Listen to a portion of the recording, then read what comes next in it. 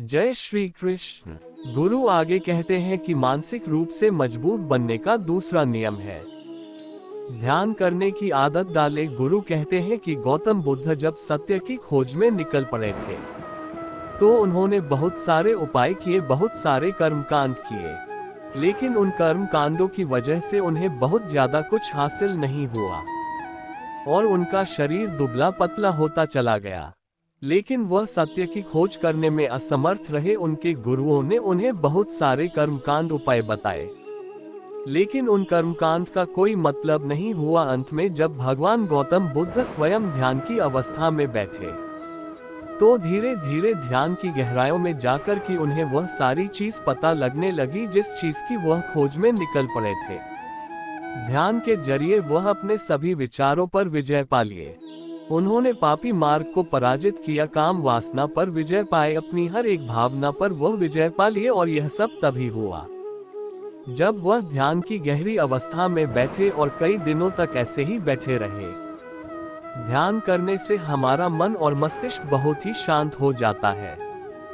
जैसे कि अगर हम किसी वस्तु पर या किसी के बारे में या किसी चीज के बारे में जब विचार करते हैं तो हमारा पूरा ध्यान इस पर केंद्रित रहता है। हमारा दिमाग ज्यादा इधर उधर भागता नहीं है और हम चीजों को बहुत ही अच्छे तरीके से समझ पाते हैं।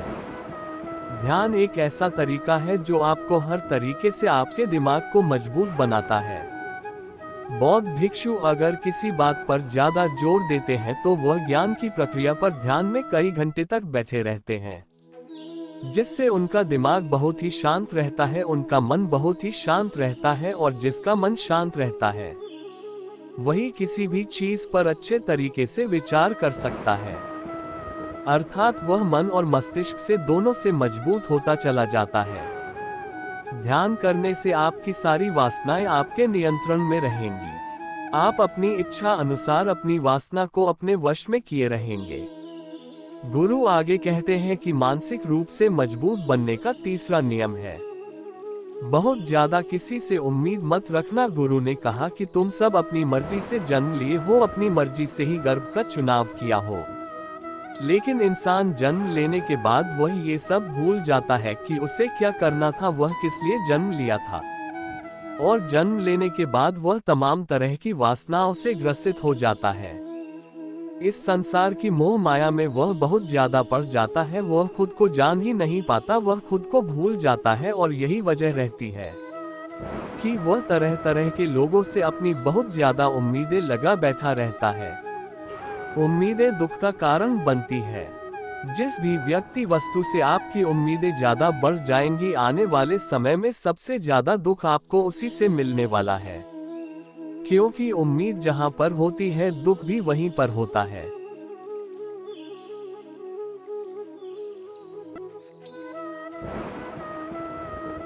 क्योंकि आप किसी से बहुत ज्यादा उम्मीद लगा लिए और वह व्यक्ति आपकी उम्मीदों पर खड़ा नहीं उतरा, तो सबसे ज्यादा दुख आपको उसी से होने वाला है। क्योंकि जब उम्मीद टूटती है तो दुख बहुत ज्यादा होता है। इसलिए इस सांसारिक, इस भौतिक जीवन में बहुत ज्यादा उम्मीद और बहुत ज्यादा मोह किसी भी व्यक्ति से मत करना। एक से शिष्य खड़ा होता और कहता है कि गुरुवर, हम बिना उम्मीद से, बिना आशा से कैसे जी सकते हैं। हम सबके मन में रहता है कि मुझे ये चीज करनी है, मुझे वह चीज करनी है, मुझे जीवन में ऊंचाइयों को हासिल करना है। बिना उम्मीद के तो हम लोग जीवन में आगे बढ़ ही नहीं सकते। गुरु ने कहा कि कुछ पाने की लालसा, कुछ बड़ा बनने की लालसा जीवन में जरूर आपको ऊंचाइयों तक ले जाएगी। कुछ बड़ा बनने के लिए लालसा खुद से होती है, ना कि किसी व्यक्ति वस्तु विशेष से। मैं यहाँ पर लोगों के बारे में बात कर रहा हूँ कि अगर तुम ये सोचो कि मेरा दोस्त मेरे साथ हमेशा खड़ा रहेगा या मेरे लिए मेरे साथ हमेशा खड़ा रहेगा, कि आप जो सोचे वह सामने वाला इंसान आपके लिए वैसा करे, तो ये सभी चीज बहुत ज्यादा उम्मीद और मोह को बढ़ावा देती है। बहुत ज्यादा उम्मीद किसी से मत रखना। खुद से उम्मीद रखोगे तो दुख बहुत ज्यादा नहीं होगा, लेकिन अगर दूसरों से उम्मीद रखोगे और वह उम्मीद पूरी नहीं हुई तो दुख बहुत ज्यादा होगा। कई बार होता है कि माता पिता जो अपने जीवन में हासिल नहीं कर पाए, वह चाहते हैं कि वह चीज उनके बच्चे हासिल करें। वह सारा भार अपने बच्चों पर लाद देते हैं। बच्चे उनके हिसाब से चले, वह उनकी उम्मीदों को पूरा करें। उन्होंने जो अपने जीवन में हासिल नहीं कर पाया, वह काम अब उनके बच्चे करें। और लगभग इस समय तो सभी के माता पिता यही कह रहे हैं। बहुत कम लोग होते हैं जो अपने बच्चों को आजाद रखते हैं। मेरी सभी से गुजारिश है कि अपनी उम्मीदों का पहाड़ अपने बच्चों पर न थोपे। गुरु कहते हैं कि मानसिक रूप से मजबूत होने का चौथा नियम है कि पहली बार में ही किसी काम में फेल होने से डरो मत। गुरु आगे कहते कि शिष्यों, अगर डर तुम पर हावी हो जाएगा तो तुम अवश्य असफल हो जाओगे। अपनी जिंदगी में वह इंसान सबसे ज्यादा असफल होता है जिसे अपने लक्ष्य को पाने का डर रहता है। अगर डर तुम्हारी जिंदगी में बढ़ गया तो तुम्हें वह असफलता की तरफ जरूर ले जाएगा, क्योंकि डर तुम्हारे आत्मबल को, तुम्हारे आत्मविश्वास को डगमगा देगा, कमजोर कर देगा।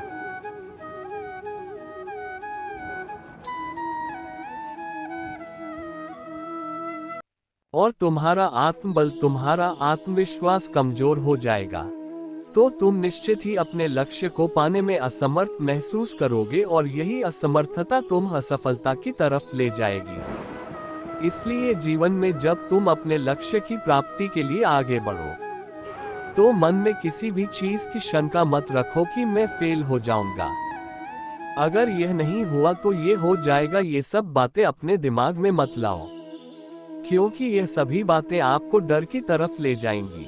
और जब डर बढ़ेगा तो तमाम शंका आपके दिमाग में पैदा होगी। आपको घबराहट भी हो सकती है, आपको नींद नहीं आएगी, रात को बेचैन मन होने लगेगा, क्योंकि आपका डर आपको असफलता की तरफ ले जा रहा है।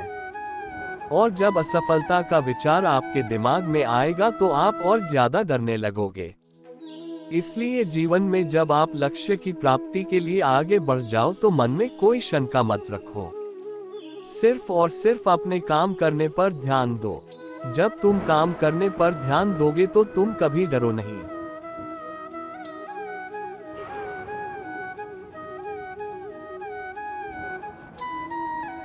क्योंकि तुम अपने लक्ष्य की प्राप्ति के लिए काम कर रहे हो, उसके लिए जुट गए हो, तो तुम्हारा डर खत्म हो जाएगा। और जब डर खत्म हो जाएगा तो तुम जरूर सफल हो जाओगे। गुरु आगे कहते हैं कि पांचवा नियम है मानसिक रूप से मजबूत बनने का, वही ये है कि जिंदगी में कभी भी खुद को कोसो नहीं। गुरु कहते हैं कि जो इंसान जितना ज्यादा संघर्ष करता है वो उतना ही मजबूत बनता चला जाता है। जितना ज्यादा तुम मजबूत बनोगे उतना ही ज्यादा तुम काबिल होते चले जाओगे। इसलिए अगर तुम किसी भी चीज में असफल भी हो जाते हो या कोई चीज तुम्हारी इच्छा के अनुसार नहीं हुई या तुमने कुछ ऐसा कार्य किया जैसा नहीं करना चाहिए था, और इन सब बातों को लेकर के अगर तुम पछता रहे हो, खुद को कोस रहे हो, तो या तुम्हें मानसिक रूप से कमजोर करता चला जाएगा, क्योंकि खुद को कोसना बहुत ज्यादा खतरनाक होता है। यह आपके दिमाग की क्षमता को कम कर देगा, आपकी सोचने समझने की शक्ति को कम कर देगा, आपके आत्मबल, आपके आत्मविश्वास को कम कर देगा। इसलिए जीवन में कभी भी किसी भी कार्य के लिए खुद को कोसना नहीं, क्योंकि अगर वह कर तुमसे नहीं हुआ है या जो तुम सोच रहे हो वह जिंदगी में नहीं कर पाए,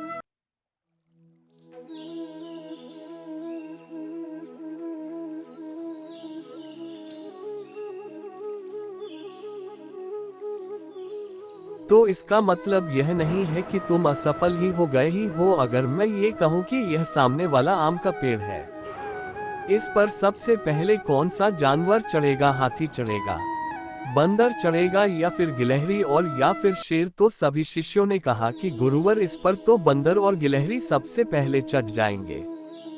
गुरु कहते हैं कि अगर यह हाथी सोचे कि मैं इस पेड़ पर नहीं चढ़ पाया, अगर वह खुद को कोसने लगे तो क्या ये सही है? ने कहा गुरुवर ये तो गलत बात है, क्योंकि हाथी तो कभी भी पेड़ पर चढ़ ही नहीं सकता, हाथी तो पेड़ पर चढ़ने के लिए बना ही नहीं है। गुरु कहते हैं कि ठीक इसी प्रकार हर एक व्यक्ति का काम करने की कला का, दिमाग का अलग अलग महत्व होता है। कोई किसी कार्य में माहिर होता है तो कोई किसी कार्य में, बस हमें इसी को समझने की जरूरत होती है। जरूरी नहीं कि दुनिया के लोग जैसे कर रहे हैं तुम भी वैसा करो। तुम अपनी प्रतिभा के हिसाब से कार्य को करो। अगर तुम अपनी प्रतिभा के हिसाब से कार्य को करोगे तो तुम उसमें जरूर सफल होगे। गुरु आगे कहते हैं कि मानसिक रूप से मजबूत बनने का छठा नियम है, अपनी ऊर्जा को व्यर्थ में बर्बाद मत करो। गुरु कहते हैं कि तुम सबके अंदर अभी बहुत ऊर्जा है। कभी भी अपनी ऊर्जा को गलत कार्यों में, गलत लोगों पर बर्बाद मत करना, क्योंकि अगर तुम अपनी ऊर्जा को बर्बाद करोगे तो वह तुम्हें बर्बादी की तरफ ले जाएगी। इसलिए अपनी ऊर्जा को अपने लक्ष्य में लगाओ, क्योंकि अभी तुम सबके पास बहुत ज्यादा ऊर्जा है। अगर तुम सब पूरी ऊर्जा के साथ अपने लक्ष्य पर जुड़ जाओगे तो तुम जरूर सफल हो जाओगे। लेकिन अगर तुम ऊर्जा को गलत जगह पर लगा रहे हो तो तुम्हारी ऊर्जा बिखरने लगेगी, और जब ऊर्जा बिखरने लगेगी तो तुम कभी भी अपने लक्ष्य को प्राप्त नहीं कर पाओगे। गुरु आगे कहते हैं कि मानसिक रूप से मजबूत बनने का सातवां नियम है, सुनो सबकी लेकिन करो अपने मन की। गुरु कहते हैं कि शिष्यों, पहले ध्यान से तुम ये पता करो कि तुम्हारे अंदर कितनी क्षमता है। अगर तुम सबको अपनी क्षमता के बारे में पता है तो तुम अपनी क्षमता के हिसाब से कार्य को करो। भले लाखों लोग तुमसे ये बोलेंगे तुम इस कार्य को नहीं कर सकते हो, उस कार्य को नहीं कर सकते हो, तो तुम कभी भी उन पर भरोसा नहीं करना या उनके हिसाब से मत चलना, क्योंकि शरीर तुम्हारा अपना है। तुम्हें खुद के बारे में सबसे ज्यादा तुम ही जान पाओगे। कोई दूसरा तुम्हारे बारे में तुमसे ज्यादा नहीं जान पाएगा। तुम सबको अपने अपने बारे में पता होगा, अपनी अपनी क्षमता के बारे में पता होगा।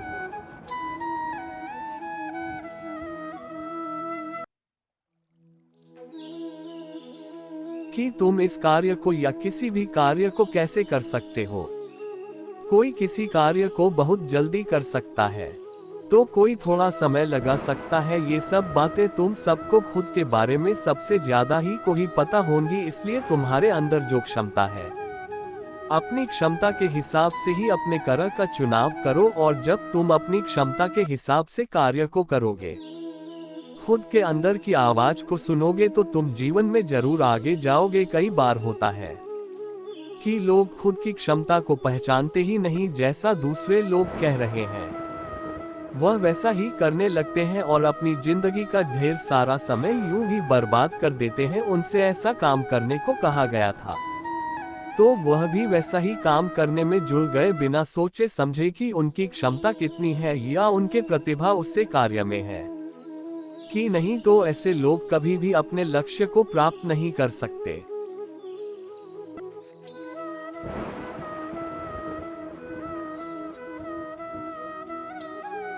क्योंकि जो इंसान अपने खुद की क्षमता को नहीं पहचान पाएगा वह जीवन में कभी भी सफलता अर्जित नहीं कर पाएगा।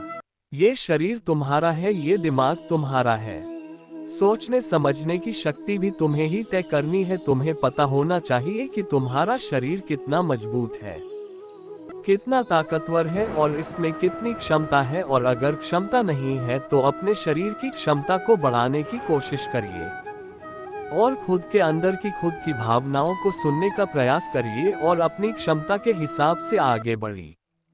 गुरु आगे कहते कि मानसिक रूप से मजबूत बनने का आठवां नियम है, बोलना कम करो और अपने कार्य पर ध्यान दो। गुरु आगे कहते कि जो इंसान बहुत ज्यादा बोलता है वह अपनी ऊर्जा को यूं ही बर्बाद करता रहता है, क्योंकि जो बोलता ज्यादा है वह सोचता कम है।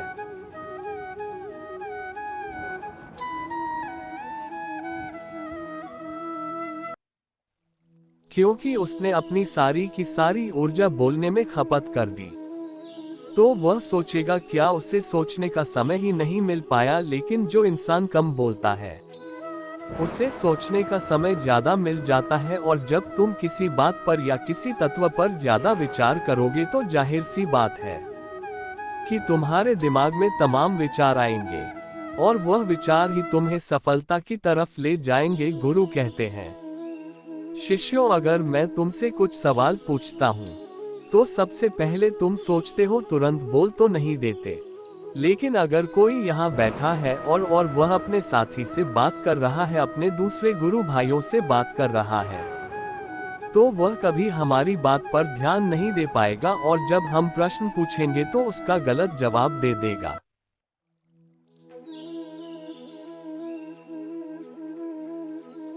क्योंकि वह बोलने में अपनी ऊर्जा व्यर्थ कर रहा है।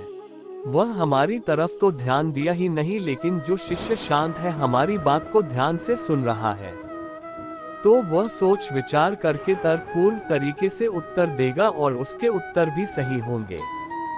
इसलिए शिष्यों, कम बोलने का अभ्यास करो। जब तुम कम बोलने का अभ्यास करोगे तो तुम किसी भी बात पर, किसी भी तत्व पर ज्यादा विचार कर पाओगे। तो जाहिर सी बात है कि समस्या का समाधान जरूर निकल कर आएगा। कम बोलने से तुम्हारी ऊर्जा की भी बचत होगी। उस ऊर्जा को सोने में लगाओ। गुरु कहते हैं कि शिष्यों, यह मानसिक रूप से मजबूत बनने की 8 नियम, अगर तुम सब यकीन के साथ इन 8 नियमों का पालन अपनी जिंदगी में करते हो तो तुम मानसिक रूप से अवश्य मजबूत बनोगे। फिर कोई परेशानी, कोई भी रुकावट तुम्हारी जिंदगी में नहीं आने वाली है। कोई समस्या भी आएगी